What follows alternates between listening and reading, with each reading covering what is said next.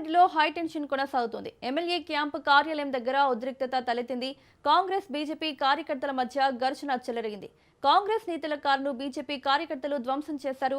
ఇరు వర్గాలను పోలీసులు అడ్డుకున్నారు. ఇదే అంశానికి సంబంధించి మరిన్ని అప్డేట్స్ మా ప్రతినిధి నవీన్ అందిస్తారు. నవీన్, ఇటు కాంగ్రెస్ నేతల కారును బీజేపీ కార్యకర్తలు ధ్వంసం చేసినట్లు తెలుస్తోంది. ప్రస్తుతం అక్కడ పరిస్థితి ఏ విధంగా ఉంది? డీటెయిల్స్ ఏంటి?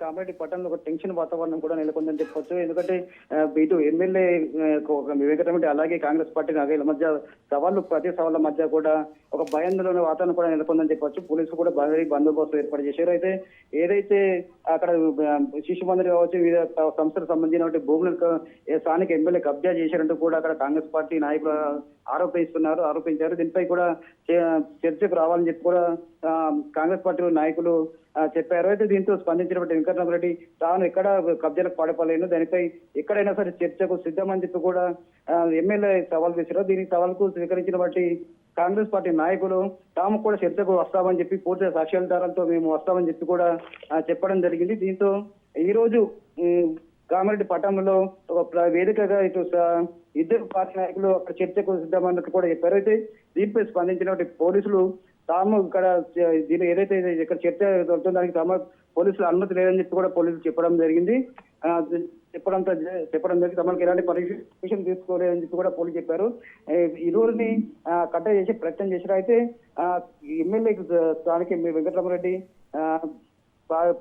ఎమ్మెల్యే క్యాంప్ కార్యాలయంలో ఉండడంతో అక్కడికి చేరుకున్నటువంటి ఒక కాంగ్రెస్ కార్యకర్త ఎమ్మెల్యే డౌన్ అంటూ కూడా లోపలికి వెళ్లే ప్రయత్నం చేశారు.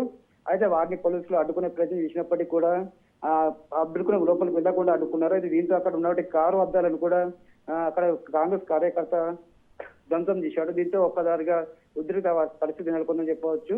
అయితే అక్కడ దాంతో పాటు మరో కొంతమంది కాంగ్రెస్ కర్తలు అక్కడ రావడంతో పోలీసులు వారిని చెదుకొచ్చే ప్రయత్నం చేశారు. అయినప్పటికీ కూడా వారు వెనుకపోవడంతో కాస్త లాడీలో కూడా పని చెప్పాల్సిన పరిస్థితి ఏర్పడింది. అయితే ప్రస్తుతానికైతే ఈ ఉద్రిక్తుల మధ్య కూడా ఎలాంటి అనుచిత సంఘటనలు జరగకుండా ఉండేందుకు కూడా పోలీసులు 144 సెక్షన్ కూడా విధించారు. ఎక్కడ ఎవరిని బయటకు వెళ్తే ఎలాంటి గొడవలు చేయవద్దని చెప్పినప్పటికీ కూడా చెప్పిన పరిస్థితి మాత్రం నిలిచింది. ప్రస్తుతానికైతే అక్కడ టెన్షన్ వాతావరణం కూడా నెలకొని పరిస్థితి ఉందని చెప్పవచ్చు. అయితే పోలీసులు మాత్రం ఎలాంటి పరిస్థితుల్లో తాము ఎదుర్కొంటామని చెప్పి కూడా చెప్తున్న పరిస్థితి మాత్రం ఉందని చెప్పవచ్చు. నవీన్, అయితే ఈ ఘర్షణలో ఎవరైనా గాయపడ్డారా?